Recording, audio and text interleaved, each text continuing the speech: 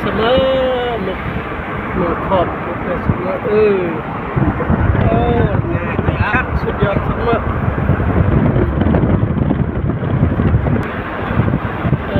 มันถูกปรับเดียวพี่น้องเสมอนี่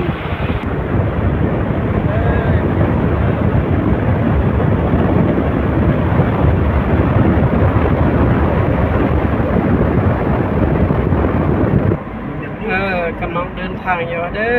อกำลังเดินทางอยู่หน้าอยู่กระมัดแล้ว